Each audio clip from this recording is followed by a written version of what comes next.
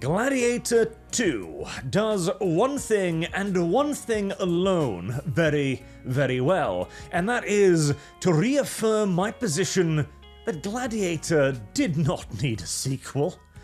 And certainly not this one, as even as a standalone movie, Gladiator 2 would not be a very good one. I did not like this movie at all. In fact, if I was asked to watch this or Napoleon again, I would genuinely have a very hard time deciding between the two, as both of these movies, produced by Ridley Scott, have largely the exact same problems, in that they feel like a smattering of loosely connected scenes, as Gladiator 2 manages to be a movie that is both far too long and far too short at the exact same time. It is far too short to get across all of the plot points and the ideas and the build-up that it's delivering to you, and far too long to not make you actively yawn out loud in the cinema. To give an example here.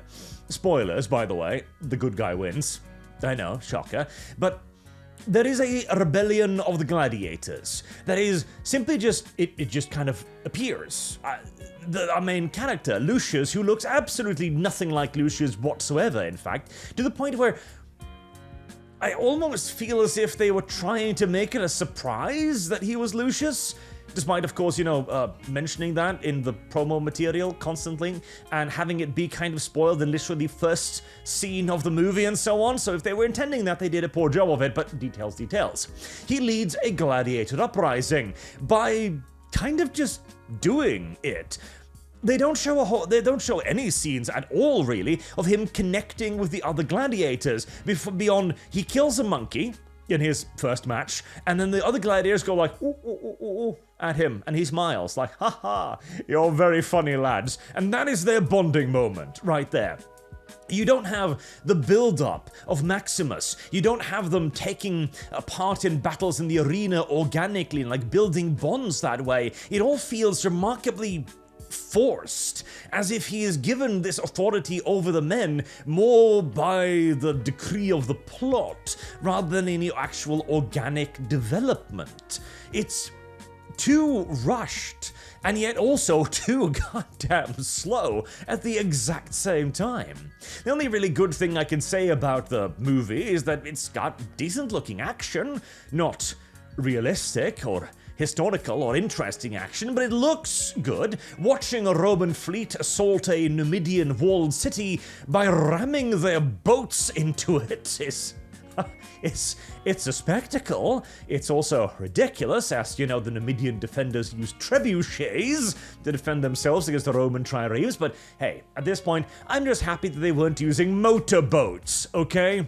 As any sort of historical authenticity when it comes to Ridley Scott is, just don't. The man is no longer merely ambivalent towards history, he is actively antagonistic towards it. I mean, there are scenes in here where you see a little Roman reading a newspaper. Because that was very common during the ancient Roman days.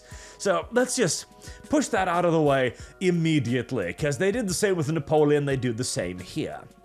But my biggest complaint is that at the best of times, the movie feels like a undeserved homage, in a way, to Gladiator 1. Homage, probably not the correct one. A undeserved callback. Like, it uses all the words, for example. They say the name Maximus Decimus Meridius, and they expect you to, feel shivers on your hand, like, wow, he said the name. What we do echoes in eternity. They even write it on the wall, in English, mind you. Not Latin, English. Just to hammer home the point. They even have Maximus's armor, which has remained perfectly, in fact better than previously, intact in a dank cellar for 16 odd years. But at the worst of times, it feels more like almost an insult, almost, to the original movie. Particularly the final scene, calling back the Maximus, passing on and going through the fields of wheat. The movie does that too, and it feels so unearned. It feels like, I don't know, like the desiccation of a body. Like somebody, like you're watching the casket during the funeral, and a guy just kind of walks up and starts undressing the body and wearing its clothes, and then turning around like, hey, look at me. That is exactly kind of what it feels like. Not a fan. Not a fan in the slightest. Not a fan in the slightest. Okay, the story in and of itself. Okay, so there are... Oh, God, where do I even begin? Oh, you know what? Here's a good one. This movie does have one standout occurrence. It is the first time in movie history where armor has actually functioned like armor. Ironically, there is a scene where the bad guy is two-handedly stabbing the hero on the ground with a sword again and again and again and again, and it does not even so much as dent his armor. It simply just bounces off again and again and again, which does come across as if he's protected by a literal layer of solid plot, as this sword being driven two-handed down into a prone opponent does not even so much as dent the armor, or scratch it in fact, but details. I suppose it's always nice to see armor actually working in a television, production television, in a movie, so hey, you know. Oh, there's also a scene where the main bad guy is like, I am going to destroy the Rome. I have an army of 6,000 Praetorians on my side, but I'm gonna leave all of them behind, ride out into the middle of nowhere, and sword fight the Master Gladiator. Why? That's a very good question. It's a tremendously good question. Is there an answer to it? No. It's kind of like the answer to why our main character Lucius decides to forgive the dude who killed his wife, who was of course a warrior archer in ancient Numidia. Because of course. Now, we could also mention in the movie is of course painfully diverse, as most things are these days, but you know what? It's 2024. You know it's diverse. I don't need to tell you. And speaking of diversity, Denzel Washington. So, he isn't actually the historical character he's sort of kind of representing in this, not really. He's an ex-slave, apparently here, who has decided to rise up and overthrow Rome because Maximus's favorite uncle person, you know, the old emperor, whose name I've now completely spaced from my memory, was mean to him. There you go, that's his entire motivation. And he carries out this plot, kind of, sort of. It's not a very clever plot, it's not a very interesting plot, but, you know, he pulls it off, so there's something, I guess. And I feel as if the idea of a guy abused by Rome moving to destroy Rome by using Rome against itself, the politics, you know, craziness of the emperors, the Praetorian Guard, that's an interesting idea, but it is executed poorly. The acting is done poorly. Like, Denzel Washington provides a deeply uninspired performance. He's not quite phoning it in, but he's definitely in the vicinity of a telephone, as it feels like every single scene they just used the first shot, like they used the practice shot. You know, the director just goes up and goes like, cut, there we go, we have it, can it, send it on to production, and all the actors are like, was that not the dry run? Were we not practicing? I didn't put in any effort into that.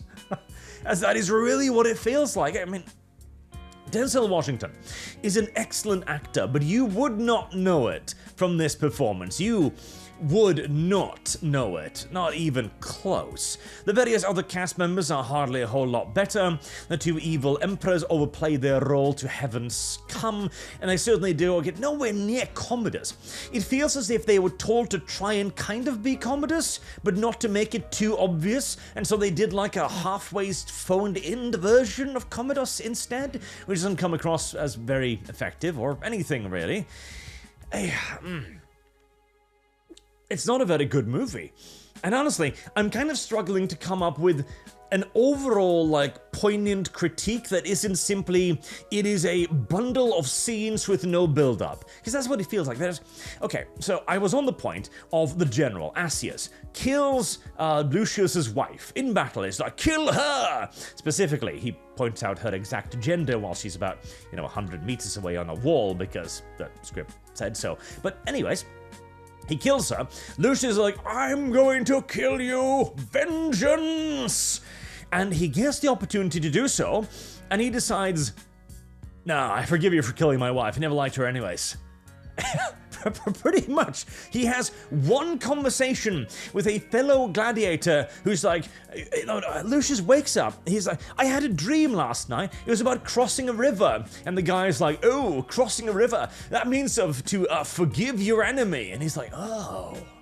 And that's what happens. He forgives him. There's no build-up. There's no like pitching as to why. No changingness of opinion. No gradual change. Like not even any talks with his mother or the general in question. He just decides like, I'm gonna forgive you. I've forgotten about all my hatred and rage. Screw it. Why not?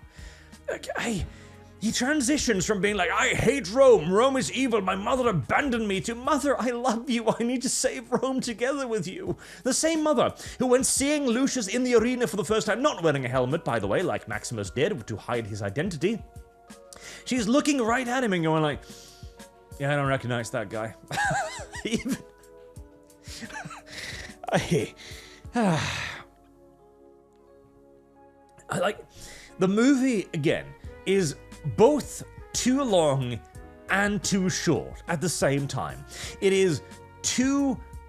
It doesn't manage to construct the story it's trying to tell. Like, the cardinal pieces are there, but you only get like 1 out of 3 pieces of the puzzle, with the other 2 being left to your imagination, being shoveled off somewhere. You're kind of meant to assume that all of the other plot development took place somewhere else, because it makes sense in the story that this is what would happen. It makes sense that at the end the Praetorians will be like, oh yeah, sure, it doesn't make sense for it to kill our fellow Romans for no particular reason, but you don't have any build-up of it. Like, why are the Praetorians deciding to not go to war now? Why is nobody else seizing power? Why is everybody suddenly on board with it being a republic again? Like, why are the slaves, why are the gladiators suddenly on Lucius's side? What bond has he really built with them? It's all implied that this happened off-screen, or during a minor training exercise where they giggled at one another.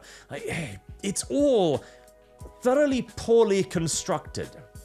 And it wastes far too much time on having, in essence, 3 plot points running at the same time, all of which only get the barest attention, making all 3 of them feel undercooked, underdeveloped, and unsatisfactory, leading to a final conclusion that just feels cheap, as if it was stolen, not earned, as if it simply just took the glories of Gladiator 1 and put its crown upon its own head, and then wandered off into the night giggling to itself.